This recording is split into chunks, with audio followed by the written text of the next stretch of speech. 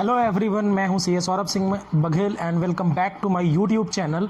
दोस्तों, इस वीडियो में हम एमपी बोर्ड अकाउंट्स का पेपर जो कि जून में होने जा रहा है उसके लिए अकाउंट्स की थ्योरी का रिवीजन करेंगे and at the shortest time, कम से कम समय में पूरा थ्योरी रिवाइज करेंगे, जिसके बाद आपको कहीं से भी कुछ अलग से पढ़ने की ज़रूरत नहीं होगी।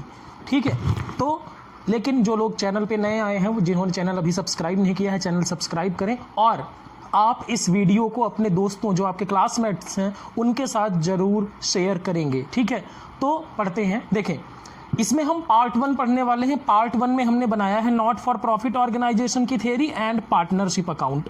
ठीक है ना। पार्ट 2 बनाएंगे जिसमें कंपनी अकाउंट्स और कैश फ्लो स्टेटमेंट वगैरह आएगा। उसके लिए आपको क्या करना पड़ेगा, आप कमेंट करके इसका फीडबैक देंगे। अगर इसका फीडबैक अच्छा होगा, अगर आपको ये पसंद आएगा तो ही मैं पार्ट 2 बनाऊंगा, अदरवाइज पार्ट 2 नहीं बनाऊंगा। सब्सक्राइब करें अफेयर्स विथ बिजनेस, जो अपना यूट्यूब चैनल है उसको सब्सक्राइब कर लें आप। ठीक है ना। 90+, मतलब इसके अलावा आपको कुछ और पढ़ने की जरूरत नहीं पड़ेगी थियोरेटिकल पोर्शन में। ठीक है, तो चलिए शुरू करते हैं। तो जो पहला क्वेश्चन है, financial statement for not for profit organisation chapter 1।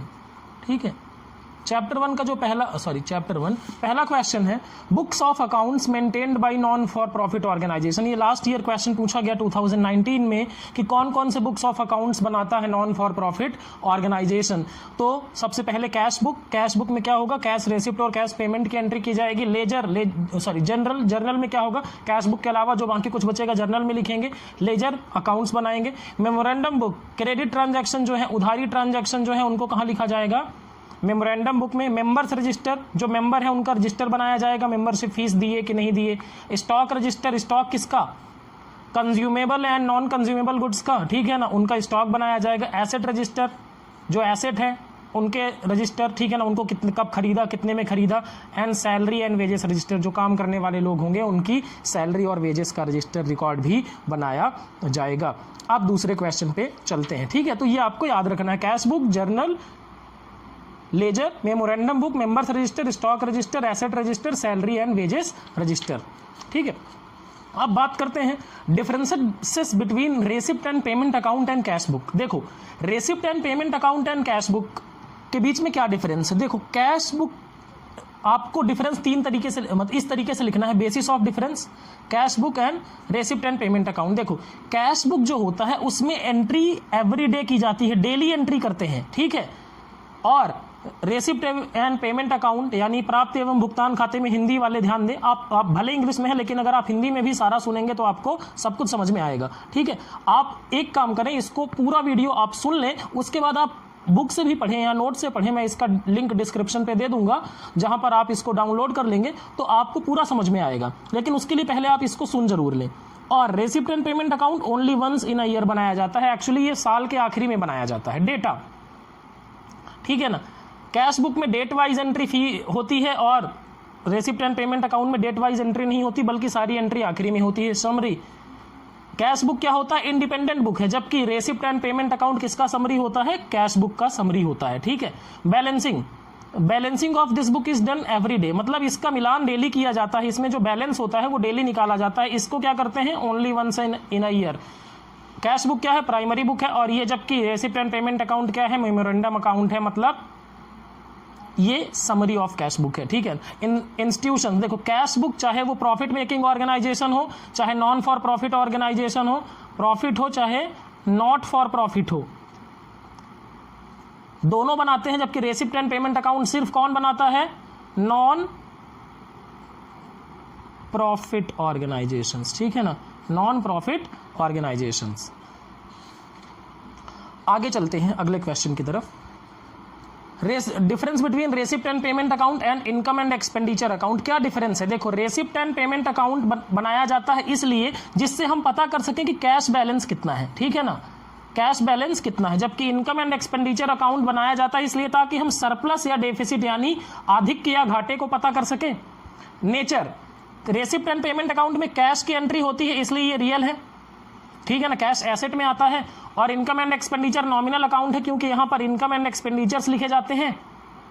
Form, देखो, ये समरी ऑफ कैश बुक होता है। ये क्या है, it is summary of cash book. Receipt and payment account यानी प्राप्ति एवं भुगतान खाता रोकड़ बही का सारांश होता है।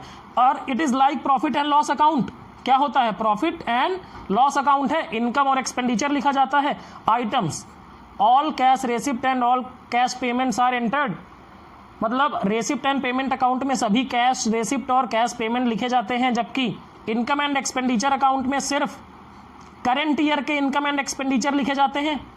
Capital and revenue, receipt and payment में चाहे वो कैपिटल हो चाहे रेवेन्यू, दोनों आइटम्स की एंट्री की जाएगी, जबकि इनकम एंड एक्सपेंडिचर में सिर्फ रेवेन्यू इनकम और रेवेन्यू एक्सपेंडिचर की एंट्री की जाती है। रेसिप्ट एंड पेमेंट अकाउंट यानी प्राप्त एवं भुगतान खाते में किसी तरह के एडजस्टमेंट की जरूरत नहीं होती, जबकि यहाँ सभी तरह के एडजस्टमेंट किए जाते हैं। ठीक है, अगर आपको रेसिप्ट एंड पेमेंट अकाउंट का क्वेश्चन करना है या इनकम एंड एक्सपेंडिचर अकाउंट का क्वेश्चन करना है तो आपको आई बटन में मिल जाएगा, मतलब या फिर आप चैनल पे सर्च करेंगे प्लेलिस्ट अकाउंट्स की तो उसमें आपको मिल जाएगा। ठीक है, आगे चलते हैं अगले क्वेश्चन की तरफ। Difference between not for profit organisation and for profit organisation. देखो, प्रॉफिट हिंदी में कहें तो गैर लाभकारी संगठनों एवं लाभकारी संगठनों, मतलब जो प्रॉफिट के लिए होते हैं, और गैर व्यावसायिक संगठन और गैर व्यावसायिक संगठन। तो देखो, नॉन फॉर प्रॉफिट होते हैं, ये रिलीजन कल्चर एजुकेशन को प्रमोट करने के लिए बनाए जाते हैं, जबकि प्रॉफिट ऑर्गेनाइजेशन जो होते हैं ये लाभ कमाने के लिए बनाए जाते हैं। बताओ, नॉट फॉर प्रॉफिट ऑर्गेनाइजेशन में इनकम एंड एक्सपेंडिचर बनाया जाता है जिससे कि हम सरप्लस यानी आधिक्य या डेफिसिट या घाटे को पता कर सकें, जबकि प्रॉफिट एंड लॉस अकाउंट में प्रॉफिट ऑर्गेनाइजेशन के केस में प्रॉफिट एंड लॉस अकाउंट बनाया जाता है जिससे प्रॉफिट या फिर लॉस का पता चल सके। ऑनरशिप, देखो, नॉट फॉर प्रॉफिट ऑर्गेनाइजेशन किसी के नहीं होते बल्कि ये सोसाइटी को बिलोंग करते हैं, समाज के होते हैं, जबकि प्रॉफिट ऑर्गेनाइजेशन अगर आपका अकेले का है तो आप प्रोप्राइटर मालिक होगा, पार्टनर है तो पार्टनरशिप है तो पार्टनर मालिक होंगे, और कंपनी है तो शेयर होल्डर मालिक होंगे। Financial statement, not for profit organisation 3 statement बनाएगा। रेसिप्ट एंड पेमेंट अकाउंट यानी प्राप्ति एवं भुगतान खाता, इनकम एंड एक्सपेंडिचर अकाउंट यानी कि आय एवं व्यय खाता, और बैलेंस शीट यानी चिट्ठा। ठीक है ना। इधर not for profit organisation profit organisation 3 बनाएगा, trading account, profit and loss account and balance sheet. यहाँ पर पैसा कहाँ से आएगा? मेंबरशिप फीस, डोनेशन या सब्सक्रिप्शन वगैरह से आता है, यहाँ पर सेल से यानी बिक्री करके पैसा लाया जाएगा। आई होप अब आपको ये समझ में आया होगा। तो this is all about chapter number 1। Chapter number 1 का इतना ही थ्योरी है। अगर आप इतना पढ़ लेते हैं तो मुझे नहीं लगता कि कहीं से अलग से क्वेश्चन आने की संभावना है। अब बात करते हैं पार्टनरशिप। ठीक है ना। तो पार्टनरशिप की डेफिनेशन सबसे पढ़ते हैं तो क्या है? Partnership is the relation between person यानी टू और मोर, दो या दो से अधिक, who have agreed to share the profits of a business carried by all or any of them acting for all। मतलब पार्टनरशिप क्या है? दो या दो से अधिक लोगों के बीच संबंध है जो कि ऐसे व्यवसाय के लाभों को आपस में बांटेंगे जो कि या तो एक के द्वारा या सभी के लिए या तो सभी के द्वारा या किसी एक के द्वारा सभी के लिए किया जाएगा। मतलब पार्टनरशिप में सभी लोगों का बिजनेस में पार्टिसिपेट करना जरूरी नहीं है। कोई एक आदमी भी करेगा तो वो ऐसा माना जाएगा जैसे सबके लिए किया जा रहा हो। ठीक है। उसके बाद कैरेक्टरिस्टिक्स ऑफ पार्टनरशिप, कम से कम 2 लोग होने चाहिए, 2 से अधिक हो सकते हैं, मैक्सिमम कितने हो सकते हैं? 100। ठीक है ना। उसके अलावा म्यूचुअल रिलेशन और एग्रीमेंट। ठीक है ना। दोनों के बीच में आपस में एग्रीमेंट होना चाहिए, 2 या 2 से अधिक जितने भी लोग होंगे। लीगल बिजनेस, आपकी पार्टनरशिप का बिजनेस क्या होना चाहिए? लीगल। प्रॉफिट डिस्ट्रीब्यूशन, लाभ को बांटने के लिए ही किया जाएगा। रजिस्ट्रेशन ऑफ पार्टनरशिप फर्म, आप बताएं ये कंपलसरी है कि नहीं? ये क्या है? कंपलसरी नहीं है। आप चाहे तो कराएं चाहे तो नहीं कराएं। मतलब साझेदारी फर्म का पंजीयन अनिवार्य नहीं है। एमसीक्यू के लिए बहुत इंपॉर्टेंट है। ऑपरेशन ऑफ बिजनेस किया जाएगा। एजेंसी रिलेशनशिप, मतलब पार्टनर्स के बीच में आपस में प्रिंसिपल एंड एजेंट का रिलेशन होता है। Principal and agent. Unlimited liability, partnership के केस में पार्टनर्स की लाइबिलिटी क्या होती है? असीमित यानी unlimited. Restriction on transfer of share, ये आसानी से अपने पार्ट को ट्रांसफर नहीं कर सकते। अटमोस्ट गुड फेथ, एक दूसरे के ऊपर परम सद्विश्वास की भावना होती है। अब पार्टनरशिप डीड की बात करते हैं। Partnership deed which is also called as agreement. ठीक है ना। Which is also called as agreement is a document which states rights and duties. देखो, साझेदारी क्या है? हिंदी में इसको कहते हैं साझेदारी संलेख। ठीक है ना। साझेदारी संलेख का मतलब क्या है? पार्टनरशिप हमने बनाई तो उस पार्टनरशिप में क्या पार्टनर्स के राइट्स होंगे, यानी क्या अधिकार होगा, क्या उनकी ड्यूटीज होंगी, यानी क्या कर्तव्य होगा। ठीक है ना, ये सब डिटेल में लिखा जाएगा और बिजनेस कहाँ किया जाएगा, बहुत सारी चीजें लिखी जाएंगी। ठीक है, तो सबसे पहले main contents of partnership deed. Partnership deed में क्या मेन कंटेंट्स है, तो name of the firm, firm का नाम क्या होगा, address of the firm, firm का पता क्या होगा, area of business, firm business कहाँ करेगी, name and address of partner यानी साझेदारों का नाम एवं पता क्या होगा, एडमिशन ऑफ न्यू पार्टनर कैसे होगा, कैपिटल ऑफ पार्टनर, कौन पार्टनर कितनी कैपिटल लगाएगा, nature of business of firm, firm के बिजनेस का नेचर क्या होगा, पीरियड ऑफ फर्म, फर्म कितने टाइम के लिए बनाई जा रही है, इंटरेस्ट ऑन कैपिटल, कैपिटल पर इंटरेस्ट कितना दिया जाएगा, in drawing and interest on drawing, क्या पार्टनर ड्राइंग कर सकते हैं और ड्राइंग करेंगे तो उस पर कितना इंटरेस्ट लगेगा, प्रॉफिट एंड लॉस रेशियो क्या होगा। ठीक है ना, मतलब प्रॉफिट एंड लॉस किस रेशियो में शेयर किया जाएगा, सैलरी और कमीशन कितना पार्टनर्स को दिया जाएगा, लोन कितना दिया जाएगा पार्टनर्स को, and loan to firm by partners, firm कितना लोन लेगी पार्टनर से। ठीक है, तो ये सारी चीजें लिखी जाएंगी पार्टनरशिप डीड में। ठीक है, अब एक बड़ा इंपॉर्टेंट, ये मोस्ट इंपॉर्टेंट क्वेश्चन है। ठीक है ना, इंपॉर्टेंट सारे हैं लेकिन ये बहुत ज्यादा इंपॉर्टेंट है। Provisions of partnership act 1932 in absence of partnership deed, मतलब अगर आपने पार्टनरशिप डीड नहीं बनाई तो कौन कौन से प्रोविजन लगेंगे इंडियन पार्टनरशिप एक्ट के। तो पहला प्रोविजन है right to participate in the business, मतलब अगर आपने पार्टनरशिप डीड नहीं बनाई तो हर एक पार्टनर को ये राइट होगा कि वो फर्म के बिजनेस में क्या कर सके, पार्टिसिपेट कर सके। प्रॉफिट शेयरिंग, अगर आपने पार्टनरशिप डीड नहीं बनाई तो प्रॉफिट शेयरिंग रेशियो क्या होगा, इक्वल, मतलब प्रॉफिट और लॉस इक्वली शेयर किया जाएगा। सैलरी एंड कमीशन, किसी भी पार्टनर को नो सैलरी और नो कमीशन। ठीक है, मतलब किसी भी पार्टनर को ना तो सैलरी दी जाएगी ना ही कमीशन दिया जाएगा। इंटरेस्ट ऑन कैपिटल नहीं दिया जाएगा। इंटरेस्ट ऑन लोन कितना दिया जाएगा, 6% पर एनम, ध्यान दीजिएगा 6% per annum interest on loan, interest on capital नहीं होगा। यहां से ऑब्जेक्टिव पक्का आएगा, एमसीक्यू पक्का आएंगे। एडमिशन ऑफ पार्टनर सभी साझेदारों की सहमति से होगा। Right to inspect of books of account, साझेदार क्या कर सकता है, फर्म की बुक्स ऑफ अकाउंट को देख सकता है। Due diligence and honesty in the business, सारे लोग ईमानदारी से काम करेंगे। राइट टू रिसीव कंपनसेशन, यानी कोई साझेदार फर्म के लिए कोई खर्च कर देता है तो उसको अधिकार होगा कि प्राप्त कर सके। रिटायरमेंट ऑफ पार्टनर, सभी साझेदारों की सहमति से रिटायर होगा। डिस्प्यूट सेटलमेंट मेजॉरिटी से होगा। यूज ऑफ बिजनेस एसेट, कोई भी बिजनेस के एसेट्स के लिए इस्तेमाल नहीं करेगा। और इंटरेस्ट ऑन ड्राइंग कुछ भी नहीं लगेगा। ठीक है, तो ये सारा क्या है, अगर पार्टनरशिप डीड नहीं होगी तो ये प्रोविजंस एप्लीकेबल होंगे। अब बात करते हैं difference between fix capital and fluctuating capital account. देखो, कैपिटल अकाउंट बनाने के पार्टनरशिप में दो मेथड्स हैं, एक फिक्स कैपिटल मेथड है, दूसरा फ्लक्चुएटिंग कैपिटल मेथड है। अब फिक्स कैपिटल मेथड में सिर्फ एक अकाउंट बनाया जाता है, फिक्स कैपिटल मेथड में दो अकाउंट बनाए जाते हैं। एक बनाया जाता है पार्टनर्स कैपिटल अकाउंट और दूसरा बनाया जाता है पार्टनर करंट अकाउंट। ठीक है ना, पार्टनर कैपिटल अकाउंट मतलब फिक्स कैपिटल अकाउंट में कौन सा बनाया जाएगा, जैसे मैं अगर बात करूं तो फिक्स कैपिटल अकाउंट में दो बनाए जाएंगे। एक बनाया जाएगा पार्टनर्स कैपिटल अकाउंट और दूसरा बनाया जाएगा पार्टनर्स करंट अकाउंट। ठीक है, अब देखो फिक्स कैपिटल में पार्टनर्स कैपिटल अकाउंट का बैलेंस क्या होगा, हमेशा हमेशा हमेशा हमेशा क्या होगा, क्रेडिट होगा, क्योंकि सिर्फ इसमें एक एंट्री की जाएगी कैपिटल आने की। और फ्लक्चुएटिंग कैपिटल में जनरली क्रेडिट होगा लेकिन कभी कभी डेबिट भी हो सकता है। Items to be recorded, fix capital account में सिर्फ कैपिटल को रिकॉर्ड किया जाएगा, जबकि यहां पर सारे transaction capital, interest on capital, salary, profit, drawing. ठीक है, stability of capital, fix capital method में अमाउंट ऑफ कैपिटल हमेशा क्या होगा, फिक्स होगा, कभी भी चेंज नहीं होगा। एंड फ्लक्चुएटिंग कैपिटल में ये अमाउंट ऑफ कैपिटल क्या होता रहेगा, चेंज होता रहेगा। करंट अकाउंट की बात करें तो फिक्स कैपिटल मेथड में पार्टनर करंट अकाउंट भी खोलना पड़ेगा, जबकि फ्लक्चुएटिंग कैपिटल मेथड में पार्टनर करंट अकाउंट खोलने की जरूरत नहीं है। ठीक है, अब बात करते हैं गुडविल। देखो गुडविल क्या है भैया, गुडविल एक इंटेंजिबल एसेट है। इंटेंजिबल एसेट मतलब दिखेगी नहीं, ये फिक्स एसेट है, फर्म के साथ लंबे समय तक रहेगी। और दूसरी चीज आप समझ लें, ठीक है ना, गुडविल एसेट का मतलब होता है, एसेट का मतलब जो आपकी या तो सेविंग करेगी या फिर फायदा पहुंचाएगी, ठीक है ना, जो आपको इकोनॉमिक बेनिफिट देगा।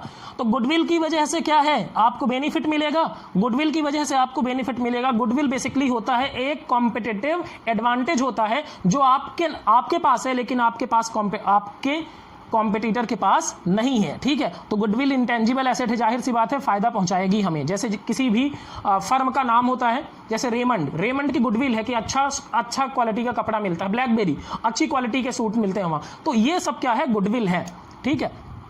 अब गुडविल 3 तरह के होते हैं, cat goodwill, dog goodwill, rat goodwill, ठीक है ना। पढ़ते हैं कैट गुडविल क्या होता है। कैट गुडविल, बिल्ली जो होती है ना वो अपनी जगह नहीं बदलती, मतलब वो जिस जगह पे है वहीं रहेगी, मतलब लोग बदल जाएं लेकिन वो जगह नहीं बदलेगी। तो कैट गुडविल क्या है, the nature of cat is very peaceful and calm, she always wants to live at one place, ये जगह नहीं बदलती। डॉग गुडविल क्या है, डॉग क्या होता है, स्वामी भक्त किस्म का होता है, वो जहां मालिक जाता है वहीं पे चला जाता है। तो ये क्या है, जैसे मालिक जाएगा मालिक के साथ ये गुडविल भी चली जाएगी। जैसे मान लो कोई डॉक्टर है, ठीक है ना, और डॉक्टर बड़ा अच्छा इलाज करता है, तो डॉक्टर अगर ट्रांसफर हो गया तो उसके साथ उसकी गुडविल भी क्या हो जाएगी, ट्रांसफर हो जाएगी।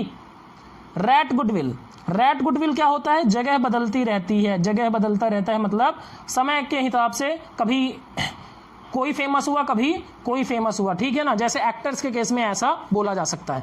फिर nature and characteristics of goodwill, goodwill is an asset, कैसी एसेट है, फिक्स्ड एसेट है, कैसी एसेट है, फिक्स्ड एसेट है। और फिक्स्ड में टेंजिबल है कि इनटेंजिबल, इनटेंजिबल यानी अमूर्त है। स्थायी संपत्ति में क्या है, अमूर्त संपत्ति है, ठीक है।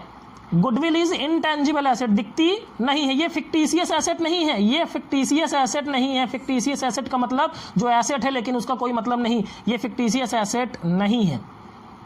उसके बाद goodwill is a saleable asset, goodwill बेची जा सकती है, बिल्कुल गुडविल को क्या किया जा सकता है, बेचा जा सकता है। जैसे मान लीजिए कोई शोरूम है वो बड़ा फेमस है तो वो हम किसी को बेच देंगे, कैट गुडविल। लेकिन डॉग गुडविल को बेच सकते हैं क्या, क्या डॉक्टर ये बेच सकता है क्या कि मेरी जगह आज से ये काम करेगा, उतना ही एक्सपर्टीज, ऐसा पॉसिबल नहीं है, ठीक है।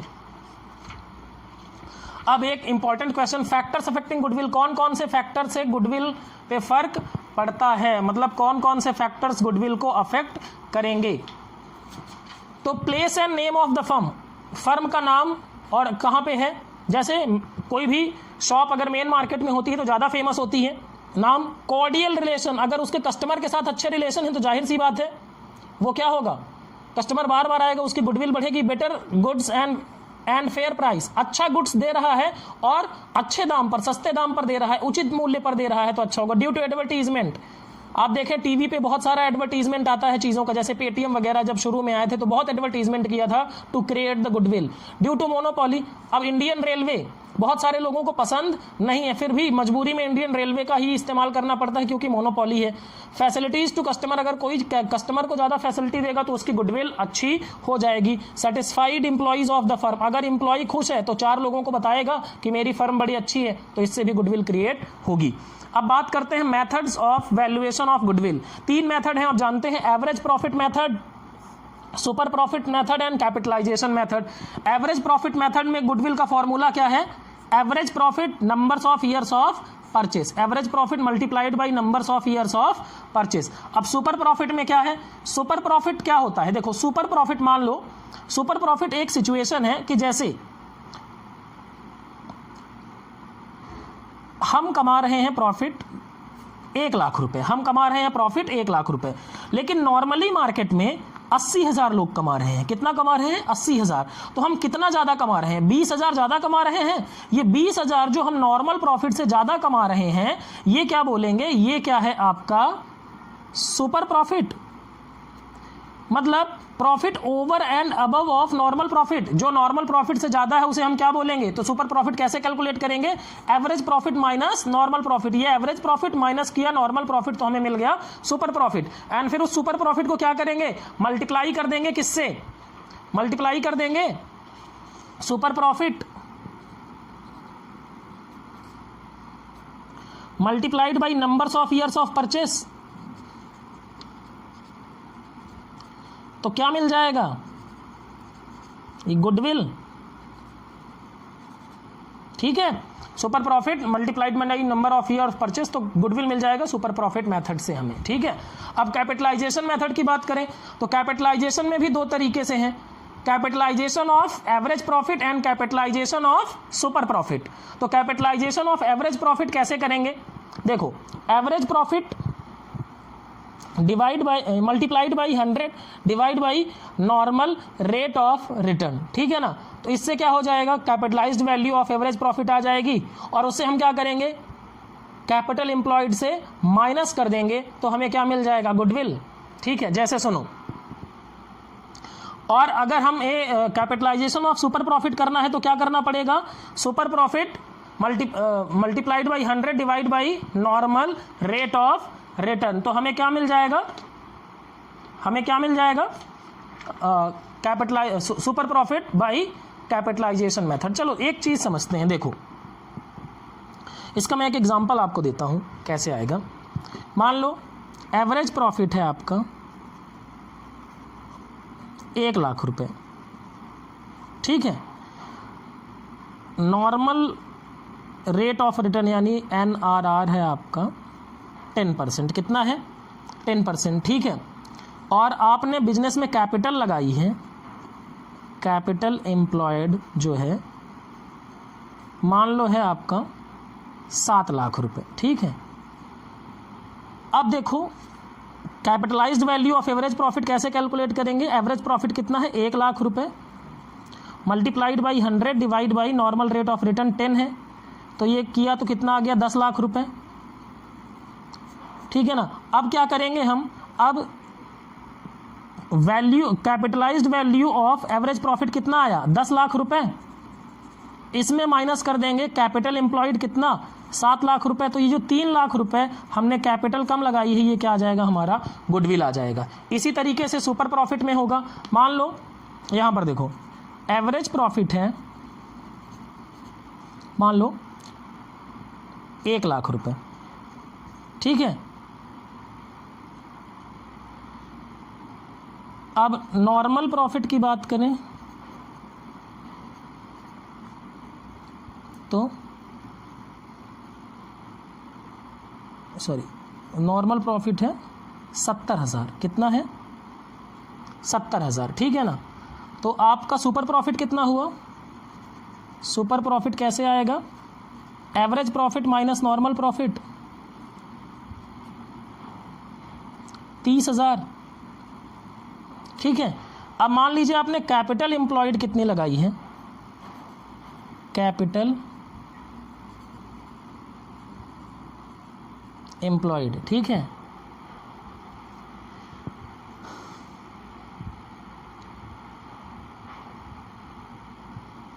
सॉरी कैपिटल, तो 30 लाख हो गया। आप मान लो नॉर्मल रेट ऑफ रिटर्न कितना है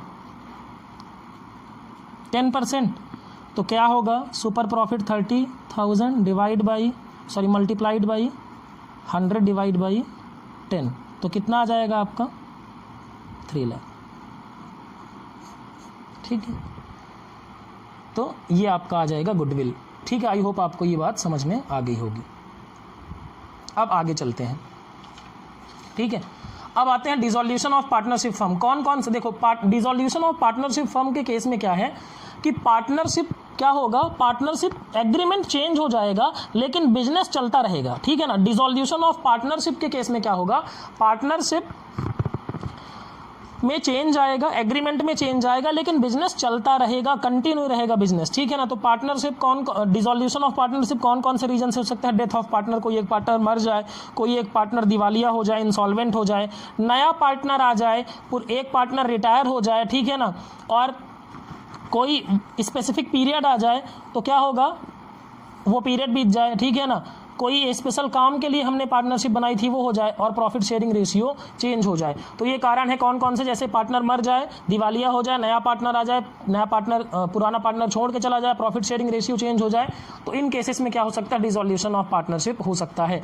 अब मेथड देखो, डिसॉल्यूशन ऑफ फर्म क्या है, डिसॉल्यूशन ऑफ फर्म का मतलब होता है बिजनेस ही बंद हो जाए, बिजनेस डिसकंटिन्यू हो जाए, बिजनेस डिसकंटिन्यूड। तो एक चीज ध्यान रखना, पार्टनरशिप का जब डिसॉल्यूशन होगा तो बिजनेस चलता रहेगा, लेकिन जब पार्टनरशिप फर्म का डिसोल्यूशन होगा तो बिजनेस डिसकंटिन्यूड हो जाएगा। तो methods of dissolution by agreement, सारे पार्टनर तय कर सकते हैं कि भैया चलो फर्म को डिसॉल्व कर देते हैं। कंपलसरी डिसोल्यूशन कब होगा, मतलब अनिवार्य रूप से कब फर्म बंद हो जाएगी, समापन हो जाएगा उसका, जब सभी पार्टनर क्या हो जाए, इंसॉल्वेंट हो जाए एक को छोड़ के। तो एक आदमी से पार्टनरशिप नहीं चल सकती। दूसरा, फर्म का बिजनेस ही इलीगल हो जाए तो वो बिजनेस बंद करना पड़ेगा। और तीसरा, कोई एक निश्चित घटना घटित होने पे फर्म का बिजनेस इलीगल हो जाए तो उसे हम क्या करेंगे, जैसे मान लो फर्म पार्टनरशिप में शराब बेचती थी, लेकिन अब शराब को सरकार ने क्या बोला कि शराब बेचना इलीगल है, तो वो बिजनेस क्या हो जाएगा, कंपलसरी डिसोल्यूशन में चला जाएगा। ठीक है। उसके बाद dissolution on happening of certain event. Partnership का डिसोल्यूशन कैसे हो सकता है, मान लो एक खास, हमने क्या बोला था कि हम एक पार्टनरशिप बनाते हैं और एक ब्रिज बनाएंगे। अब ब्रिज बन गया तो पार्टनरशिप क्या हो जाएगा, डिसॉल्व हो जाएगा। On death of a partner, partner की मौत हो गई, ठीक है ना। When a partner is adjudicated as insolvent, कोई पार्टनर पागल हो जाए। डिसोल्यूशन बाय नोटिस, अगर पार्टनरशिप एट विल है, मतलब ऐच्छिक साझेदारी है, तो कोई पार्टनर नोटिस दे के बोल सकता है कि फर्म को क्या कर दो, डिसॉल्व कर दो। अब ये बात करते हैं, ये एक important question, dissolution by court, मतलब कब कब कोर्ट ऑर्डर दे सकता है कि फर्म को डिसॉल्व किया जाए। इंसैनिटी ऑफ पार्टनर, पार्टनर, कोई एक पार्टनर पागल हो जाए तो कोर्ट ऑर्डर दे सकता है। दूसरा, परमानेंट इनकैपेबिलिटी, अब कोई पार्टनर इस तरह से इनकैपेबल हो चुका है कि वो जिंदगी में कभी काम करने के लायक ही नहीं होगा, तो कोर्ट क्या बोल सकता है कि ऑर्डर दो और इसको फर्म को बंद कराओ। उसके बाद when a partner is guilty of misconduct, ऐसा कोई गलत काम कर दिया पार्टनर ने तो कोर्ट ऑर्डर दे सकता है। ब्रीच ऑफ पार्टनरशिप एग्रीमेंट, मतलब पार्टनरशिप को तोड़ा जा रहा है, कोई पार्टनर, कई पार्टनर मिलकर फर्म की एसेट्स को अपने के लिए अपने यूज में ले रहे थे तो कोर्ट ऑर्डर दे सकता है। Transfer of interest by partner, partner ने अपना इंटरेस्ट किसी को ट्रांसफर कर दिया है। Permanent loss in business, permanent loss in business के केस में क्या होगा, जैसे मान लो कि एक फर्म बनाई हमने और जब से वो फर्म बनी तब से वो फर्म क्या है, लॉस में ही है, तो क्या हो सकता है, कोर्ट डिसोल्यूशन का ऑर्डर दे सकता है। एंड जस्टिफाइड ग्राउंड, कोई भी और रीजन पे कोर्ट को अगर लगता है कि बिजनेस बंद कर देना ही सही है तो कोर्ट ऑर्डर दे सकता है। उसके अलावा distinction between dissolution of partnership and dissolution of partnership firm, difference क्या है देखें। डिसोल्यूशन ऑफ पार्टनरशिप होगा यानी जब साझेदारी का समापन होगा तो साझेदारी का जो समझौता होगा उसमें परिवर्तन होगा। डिसोल्यूशन ऑफ फर्म के केस में क्या होगा, सभी साझेदारों के मध्य संबंध खत्म हो जाएंगे। क्लोजर ऑफ बिजनेस, पार्टनरशिप जब डिसॉल्व होगी तो बिजनेस बंद नहीं होगा, यहाँ डिसोल्यूशन ऑफ फर्म के केस में बिजनेस बंद हो जाएगा। बताएं, डिसोल्यूशन, अगर पार्टनरशिप डिसॉल्व कर रहे हो, पार्टनरशिप का समापन कर रहे हो तो फर्म का समापन जरूरी नहीं है, लेकिन अगर फर्म का समापन होगा तो पार्टनरशिप का समापन ऐसे ही हो जाएगा।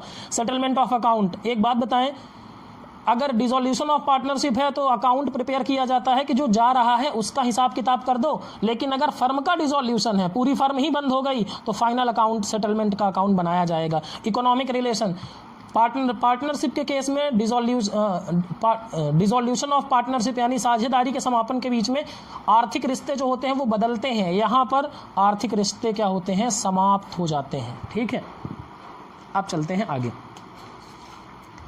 फिर difference between realisation account and revaluation account. एक बात बताओ, रियलाइजेशन अकाउंट तब कब बनाया जाता है, रियलाइजेशन अकाउंट बनाया जाता है जब फर्म का डिसोल्यूशन हो जाए, मतलब जब फर्म समाप्त हो जाए, आखिरी में बनाया जाता है। रियलाइजेशन अकाउंट मतलब फर्म की मौत का फरमान है, मरने के बाद जैसे पोस्टमार्टम होता है वैसे फर्म के समापन के बाद ही क्या बनाया जाता है, रियलाइजेशन अकाउंट। और इधर रिवैल्यूएशन अकाउंट कब बनाया जाता है, at the time of admission, retirement और डेथ, मतलब कोई आया, कोई गया या कोई मर गया तो हम क्या बनाएंगे, रिवैल्यूएशन अकाउंट। ऑब्जेक्ट, उसका उद्देश्य क्या होता है, रियलाइजेशन अकाउंट बनाया इसलिए जाता है ताकि हम पता कर सकें कि प्रॉफिट एंड लॉस क्या है।